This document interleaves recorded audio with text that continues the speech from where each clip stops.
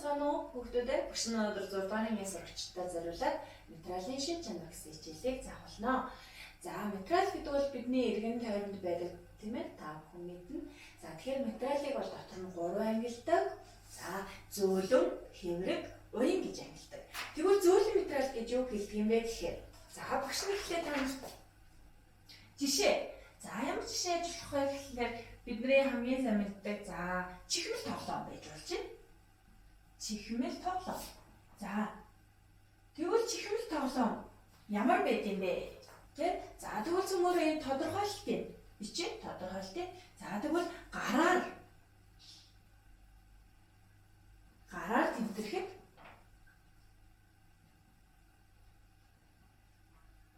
гараар тэмдэрэхэд зөөлөн байх хэрэгтэй байна. Тэгвэл түүнийг зөөлөн материал гэж нэрлэдэг юм байна. За хэврэг материал дээр. За багш нь жишээлээ. За бидний хамгийн сайн мэддэг шилэн аяга байдаг. За шилэн аяга. Тэгвэл шилэн аяга бол хэврэг материалтай ордог юм. Тэгвэл гараар барихад тэр ямар байх вэ? За гараар тэмдэрэхэд бодороо хөтөдөө хатуу байна тийм үү? Тэгвэл хэврэг материал гэдэг нь болохоор хатуу боловч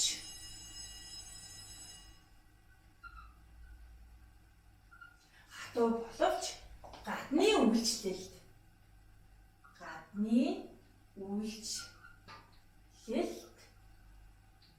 хэврэг байд юм байна. Гадны үйлчлэлд хэврэг байд. Түүнийг тэгвэл хэврэг материал гэж нэрлэх юм байна. Одоо ингээд бариад үзэхэд бол хүмүүстэй ямар ах нь хатуу тэгсэрнээсээ одоо цохох гэж шидэх тохиолдолд маш амархан хаагч бутардаг гэсэн ийм материалыг хэврэг материал гэж нэрлэдэг байна. За дараагийн шин чанар болохоор уян материал гэж ямар материалыг хэлдэг юм бэ? Уян материал.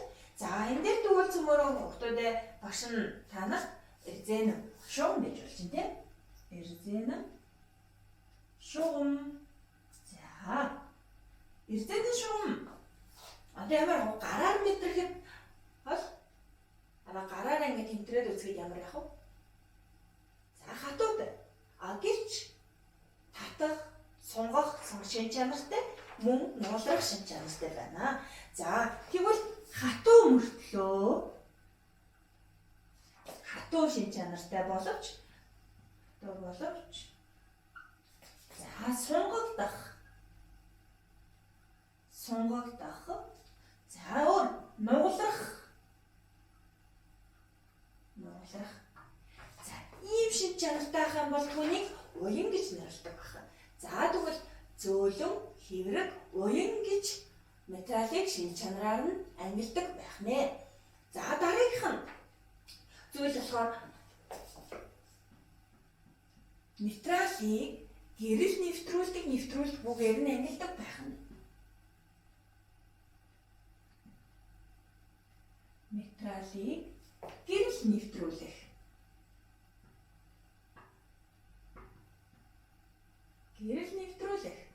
За хэрвээ гэрэл нэвтрүүлж байх юм бол юу гэж нэрлэх вэ?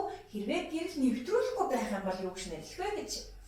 Тэгвэл нэвтрүүлдэг шин чанартайг ийм тунгалаг гэж нэрлэдэг байна. За энэ дээр болохоор юу гэж болох вэ? Бидний хамгийн сайн мэддэг цонх. Гаднаас нарны туяа гэрэл орж ирдэг тийм ээ. За энийг бол тунгалаг шин чанартай, гэрэл нэвтрүүлэх шин чанартай зүйл тунгалаг материал гэж нэрлэх юм. Харин гэрэл нэвтрүүлдэггүй шин чанартай болохоор тунгалаг бус. За энэ дээр юу гэж хөгтөдөө бодороо хан гэж болж байна тийм үү? Хан. За гих мэдчихлээ. Материалыг гэрэл нэвтрүүлэх шин чанар гэж байна. За дараагийнх нь материалыг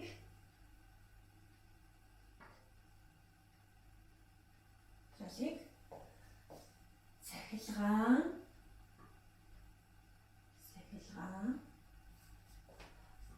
дулаан дамжуулах шинжээр нь дамжуулах. За тэгэхээр материалыг цахилгаан талаар дамжуулах гэж бас байдаг. Тэгэхээр ямар материалууд цахилгаан талааныг сайн дамжуулдаг юм бэ? Ямар материалууд муу дамжуулдаг юм бэ? Яагаад гэдэг талаар цөмөрөө ярилцъя.